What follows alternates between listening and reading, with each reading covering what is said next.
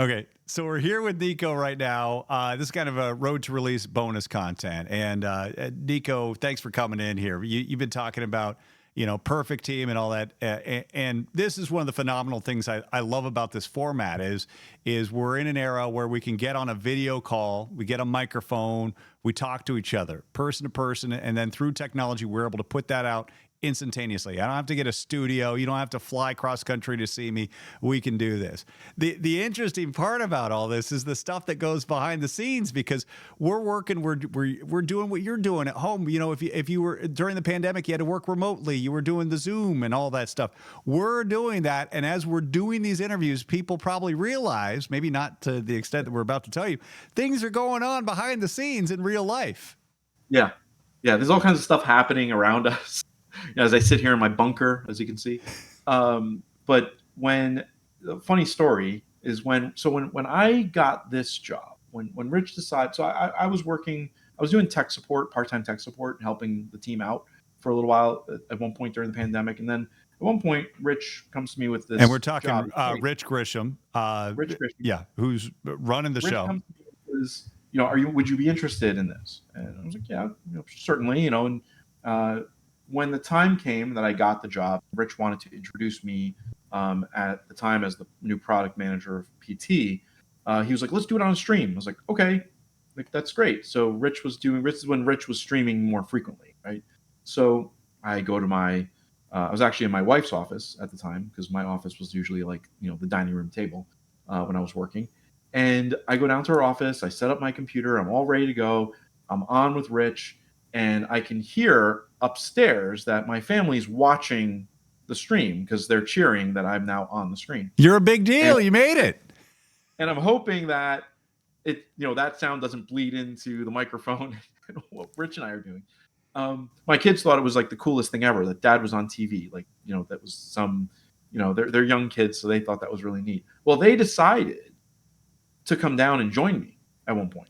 And for anyone, there's people out there who were watching that, but they basically like stood next to me, like as I'm trying to have a conversation with Rich. I think my son climbed on my lap, and we ended up just kind of like having this moment between myself, my daughter, and my youngest son, along with Rich, and we kind of just talked about what the plans were moving forward, what my role was going to be, and all the while I've got two little kids in the back, talking and trying to interject into what they thought I should be doing for my job. So that was definitely a fun experience, and something that like you get to, as long as those human moments are always fun. We saw it during the pandemic, right? How many guys were on the news and the kid would come running in, or the dog would come running into their office. Like, those are human moments. That just shows you, like, we're all in the same situation. We're all just trying to do our things while there's maybe a little bit of chaos happening around us. Yeah, and that's probably a good reminder that we're real people, right? This isn't, and it's the thing I really like about Out of the Park is it's so accessible that you guys, and I'm talking about your team of developers, community managers, all of it. What you guys do is you're engaged with everybody, you're listening, and you're very out front center on that. Which I think is amazing. How do you, with that level of engagement you have with this, how do you balance it all? Like, like for me and a lot of other people, this is kind of like it's something we kind of do on the side. We've got our careers, and then we love to do this. Affiliate streamers, they do this kind of like, as a side hustle, for lack of a better word.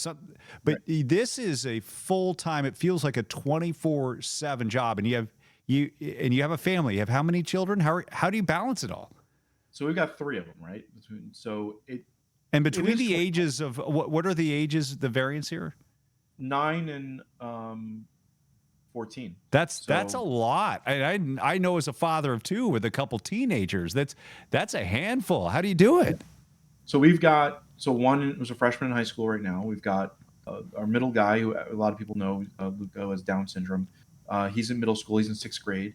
And our youngest is in 4th grade. And our youngest is playing baseball, and I'm coaching his team. So there's a lot happening.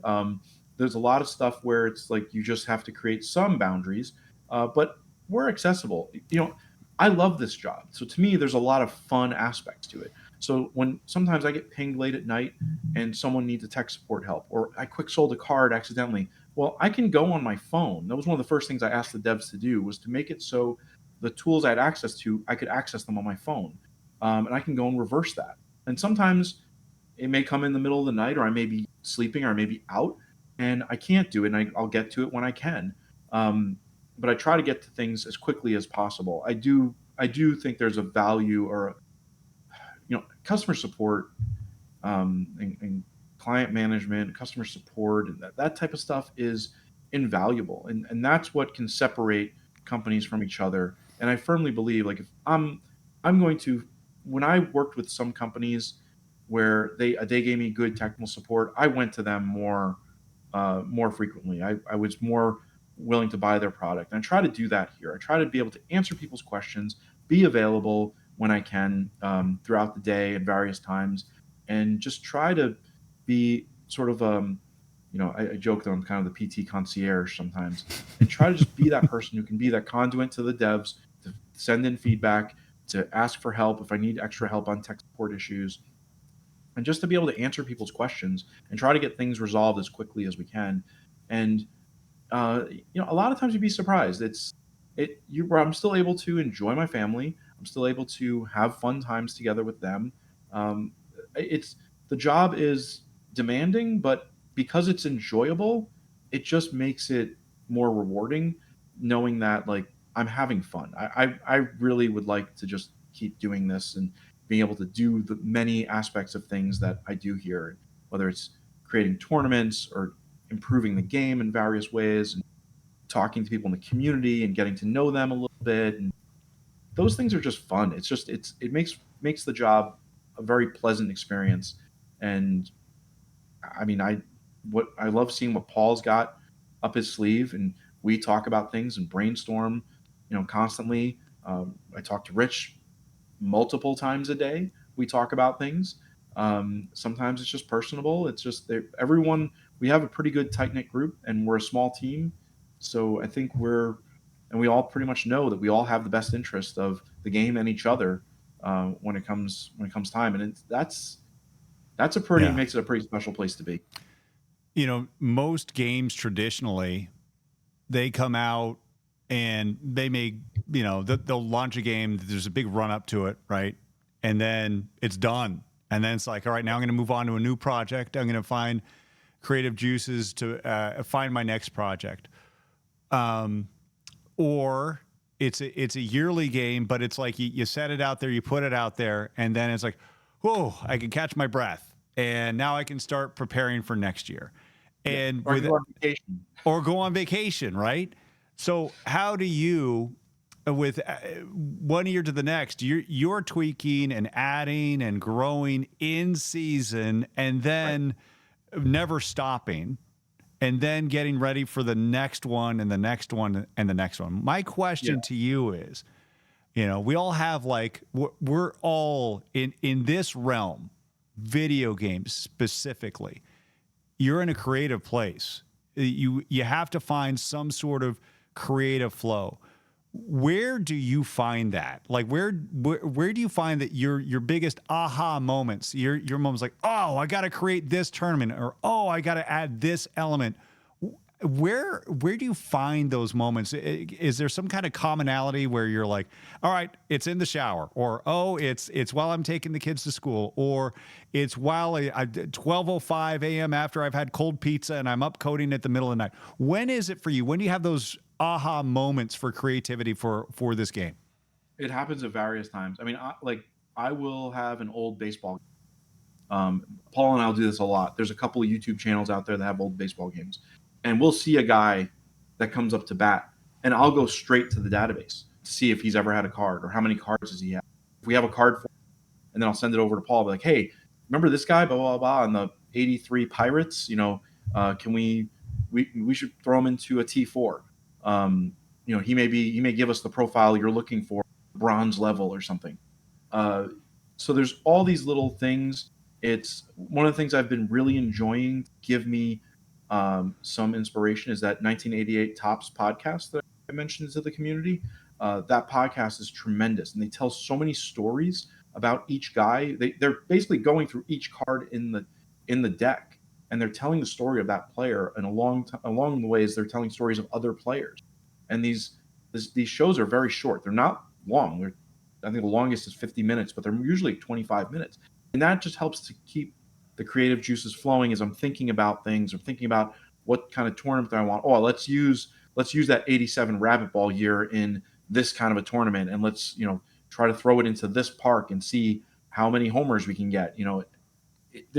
It's just constantly thinking about the game without feeling overwhelmed or exhausted. And I think that's because it's fun. It's fun for me still.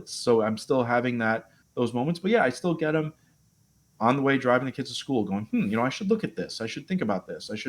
I get them in the shower, as a lot of people do, right? Their shower thoughts.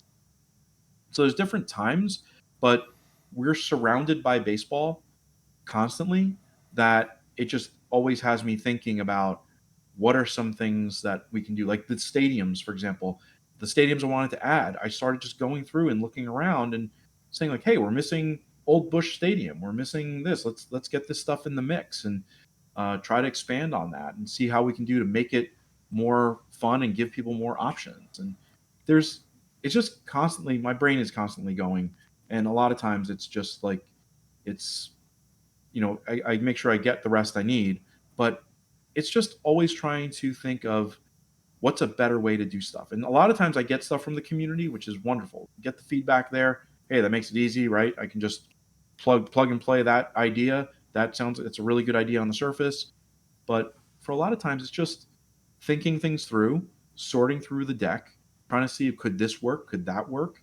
And then adding on some depth to it, pulling a few more levers, and voila, we have a daily tournament that is going to make everybody groan, because it's going to be hard to build a roster, or it's going to make people, feel really happy that they're going to be able to use cards, get those low silver cards in the mix, right? That have been sitting around, get those low silvers from the golden years to the defensive era, get those in the mix.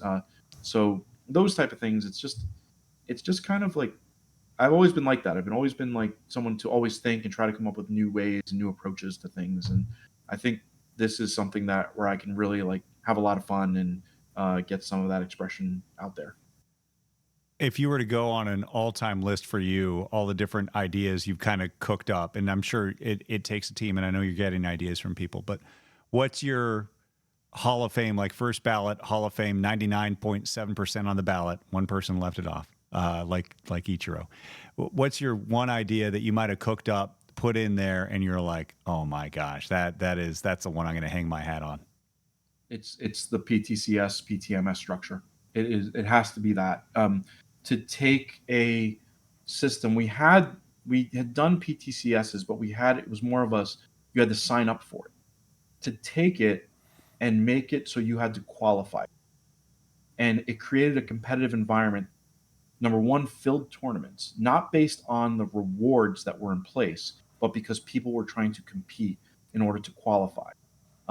Creating that sort of competitive environment on the tournament side, that I think, to me, that's one of my things I look at, and I'm so proud of what it's become, because people now gravitate to those tournaments, fill them as fast as they can, try to not just get those prizes, but try to get the points they need to qualify. I mean, so many times I look in the community, we're like, oh, I just missed out on this PTCS or this PTMS by a few points. I mean, even Paul missed out onto the PT World Championship. He's like, I can't believe I missed it on like 5 points or whatever. And I just love that. I love seeing that sort of like sense of competitiveness and urgency, and wanting to be able to climb to the top of the mountain. And instead of just having the perfect league aspect, you can do it from the tournament side, and that's sort of open for everybody to come in and be able to compete and try to not just, like I said, not just get prizes, but to actually like be the king of the mountain.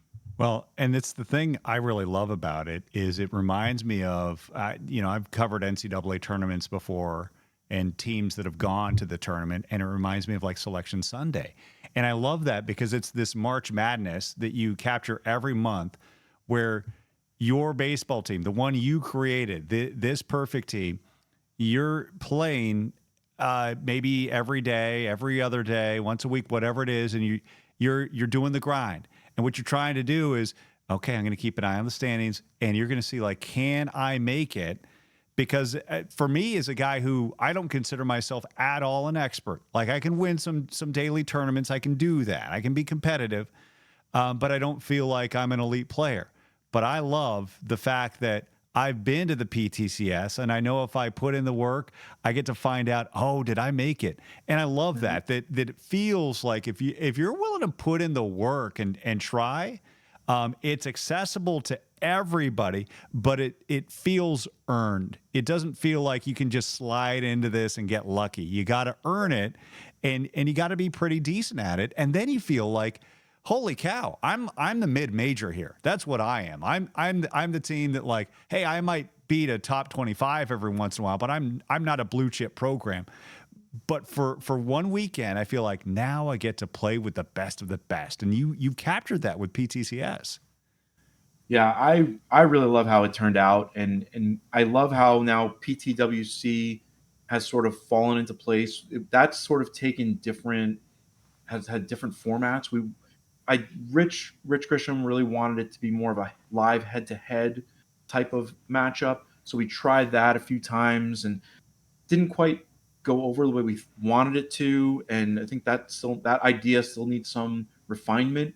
But when I told him, like, look, let me take it over, I have an idea, and when I told him the idea, he was like, let's do it, absolutely. And then in PT25, I thought this would be a great way to incorporate those PT live points that people have been accumulating. So let's get those in the mix. So now it's every aspect of the game. It's league success, league points, PT live points, along with your tournament points.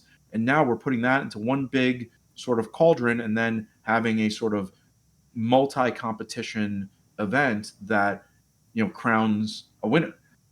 So I thought that would be a proper way to sort of end the cycle and sort of wrapping a bow on it. And I like how that's evolved in this process. And the other thing, like a much more minor thing, I guess, I really enjoy the different perfect draft formats. Um, Cutting up the deck in all different ways. As we get more and more cards, I can do more with them. I can do more with those formats.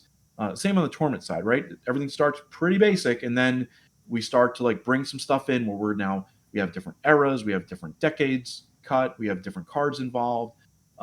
We got future legend cards in the mix and all this other stuff. More Negro League cards in the mix. We're turning DHs off and all kinds of stuff. We can really start to turn those knobs. But on the perfect draft side, to be able to say, "Hey, Dr. D, you got 5 minutes to draft your team of 26 guys. Good luck." Good luck with You that. know, and to be able to come up with that system, that was a lot of fun.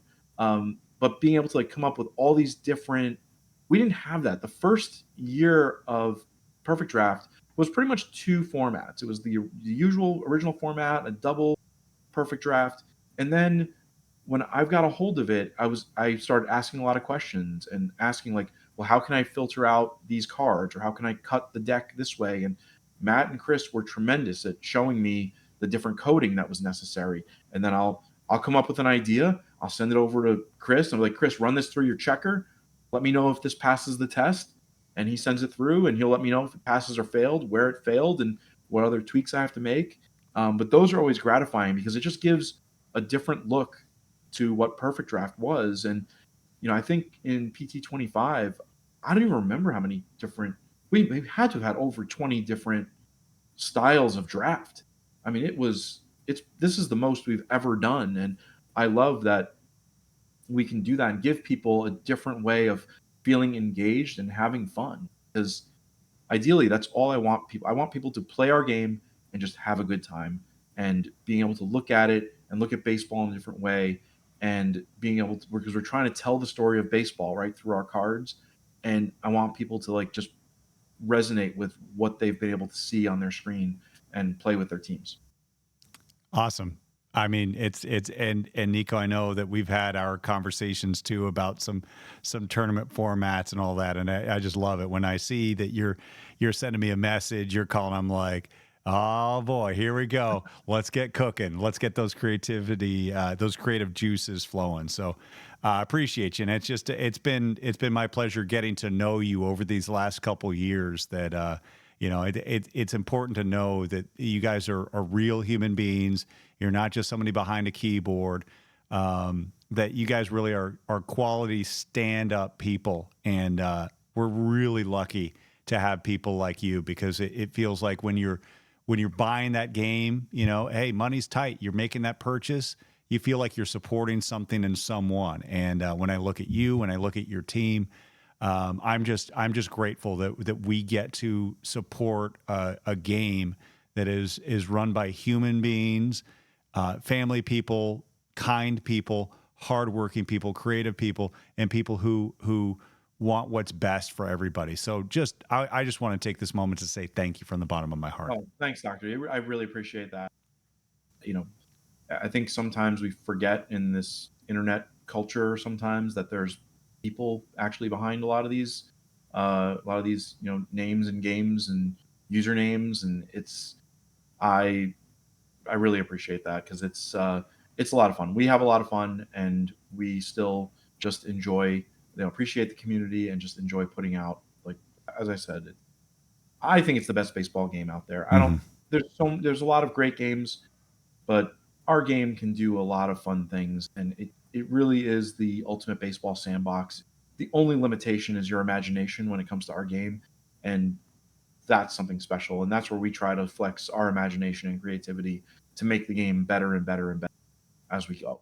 All right. Hey, well, thanks. I know there's no breaks for you. Keep on being a great uh, provider for Out of the Park, but more importantly for your family. That I know that when we do these interviews, kids are running around. You're being a dad, and be present in that. I love that you're a father, you're a husband first, and everything else takes care of itself. So just thank you, and keep up the great work. Thanks, Dr. D. You too.